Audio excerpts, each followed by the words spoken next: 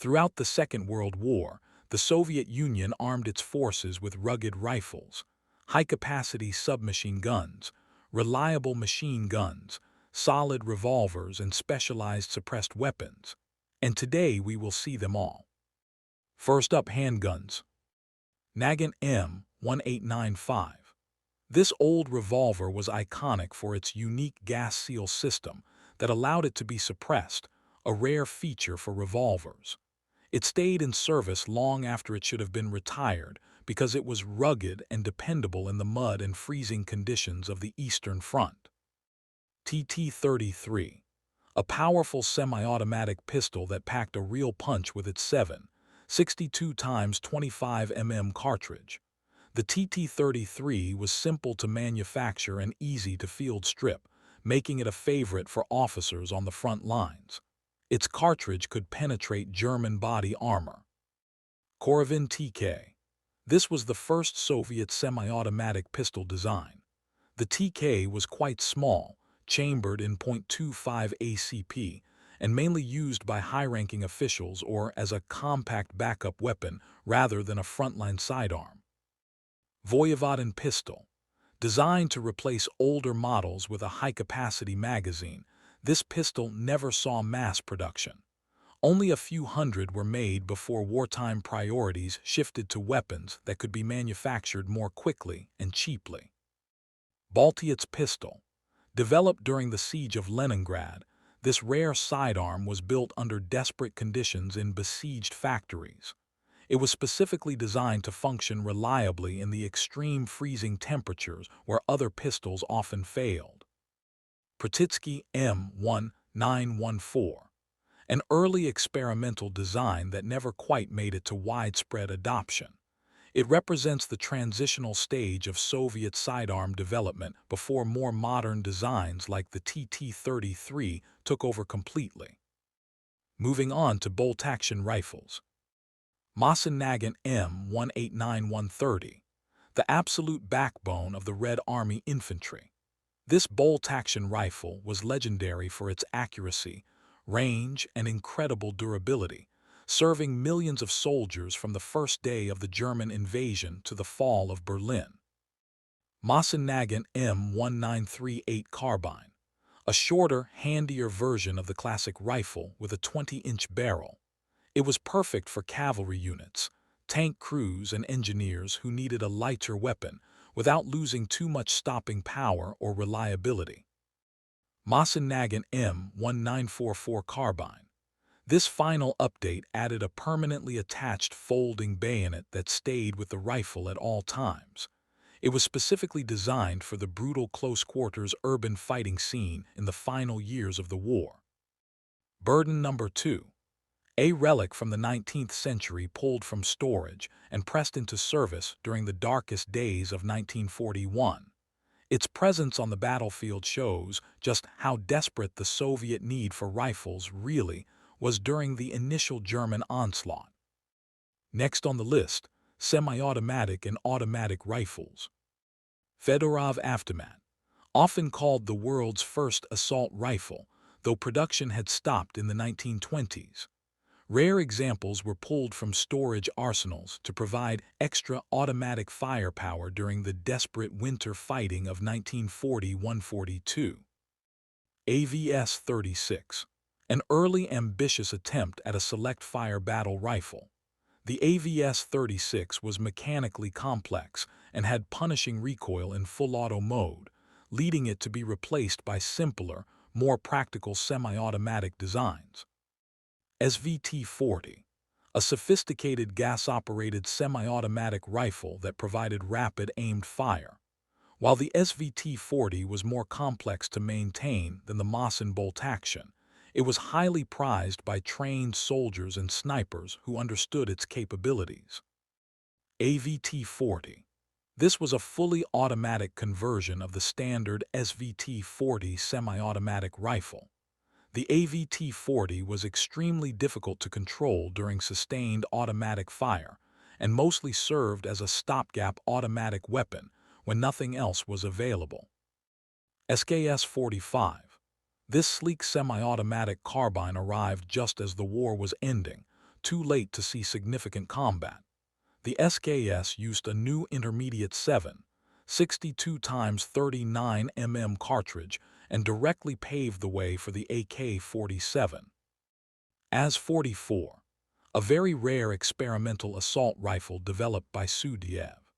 The AS-44 was one of the first Soviet designs to use the intermediate 7.62 times 39 mm cartridge that would later change modern infantry warfare forever with the Kalashnikov. Now let's look at submachine guns. PPD-40, a well-made submachine gun that used either a 71-round drum magazine or stick magazines. The PPD-40 set the stage for later simplified designs, but was too expensive and time-consuming to mass-produce during the invasion crisis. PPSH-41, known as the burp gun for its incredibly high 900-round per minute rate of fire, the PPSH-41 was cheap to stamp out in factories and became the true symbol of Soviet victory, appearing in countless photographs of ruined German cities. PPS-43, arguably the most efficient submachine gun of the entire war.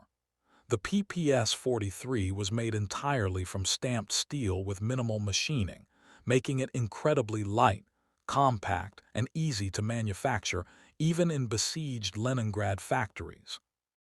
PPSH-2, a simplified version of the famous PPSH-41 featuring a more modern design and easier manufacturing. However, it arrived too late in the war to replace its predecessor and saw only limited production. Korovin SMG, an experimental folding submachine gun with an innovative design. It was specifically intended for airborne troops and vehicle crews, but remained in the prototype phase while proven weapons took production priority. Tokarev Model 1927, the very first Soviet submachine gun ever manufactured. It fired standard pistol cartridges but resembled a small rifle, showing the early evolutionary stage of rapid-fire infantry weapons in Soviet doctrine. Now let's look at machine guns. DP-27, instantly recognizable by its distinctive pan magazine mounted on top like a record player. The DP-27 was the standard squad automatic weapon and provided reliable suppressive fire support for every infantry squad. DT. This was the tank-mounted version of the DP-27 light machine gun. The DT featured a compact telescoping stock and used higher capacity 60-round drums to fit in the tight confines of armored vehicle crew compartments. DA, an aviation-specific version of the basic DP machine gun design. The DA was mounted as defensive armament on early Soviet aircraft to protect against enemy fighters before faster-firing dedicated aviation guns replaced it. Maxim M191030, a heavy water-cooled monster mounted on a distinctive wheeled Sokolov mount. It could sustain fire for hours without overheating, making it an absolute nightmare for German infantry attempting to charge entrenched Soviet defensive positions. Maxim Tokarev. This was an experimental lightened version of the massive Maxim that removed the water cooling jacket. It was designed for improved mobility, though it was quickly surpassed by purpose-designed light machine guns. DS-39, intended as a modern air-cooled replacement for the aging water-cooled Maxim design. This machine gun proved mechanically unreliable under field conditions. Most DS-39 units were lost or replaced very early in the war. SG-43, a rugged and genuinely modern belt-fed replacement for the ancient Maxim design. The SG-43 was far easier to manufacture using stamped components and remained in Soviet service decades after the war ended. DSHK 1938, a heavy 12.7 machine gun designed to engage light armored vehicles and low-flying aircraft. The DSHK 1938 was the Soviet equivalent to the American .50 caliber Browning M2 and saw extensive use on vehicles. SH-CAS. This was one of the fastest-firing machine guns in the entire world, capable of 1,800 rounds per minute. The SH-CAS and its incredibly high cyclic rate made it a devastating aircraft weapon in the hands of Soviet fighter pilots. Berezin UB. A versatile 12.7 heavy machine gun found on almost every type of Soviet military aircraft. The UB was mechanically reliable and powerful enough to tear through enemy bomber structures with high-explosive incendiary ammunition. SH-VAC, a 12.7 machine gun that was later scaled up to 20 to become an autocannon. The SH-VAC provided the heavy striking power needed for Soviet fighters and ground attack aircraft before being adapted into various cannon configurations. Next up, anti-tank rifles. PTRD-41, a massive single-shot bolt-action anti-tank rifle designed by Degtyaryov. The PTRD-41 was mechanically simple, cheap to manufacture, and could penetrate the thin side armor of early German tanks with a well-aimed 14.5 armor-piercing round. PTRS-41, a semi-automatic anti-tank rifle designed by Simonov that held 5 rounds in a detachable magazine. The PTRS-41 offered significantly more sustained firepower than the single-shot PTRD, but was more complex and harder to maintain in field conditions.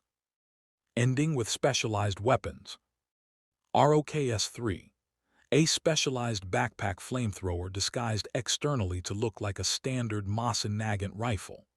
The ROKS-3 used this camouflage trick to prevent the vulnerable flamethrower operator from being immediately identified and targeted by enemy snipers.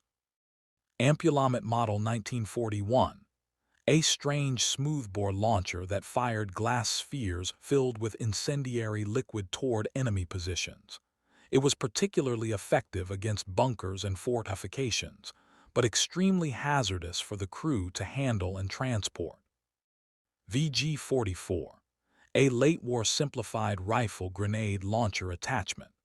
The VG-44 was a crude but effective design intended to give ordinary infantrymen additional explosive firepower during the final massive Soviet offensives of 1944-45. OSP-30, the standard-issue Soviet flare pistol used for signaling and battlefield illumination.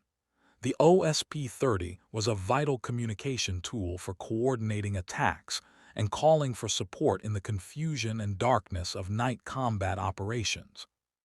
And today we saw them all, the complete arsenal that armed the Red Army from Moscow to Berlin.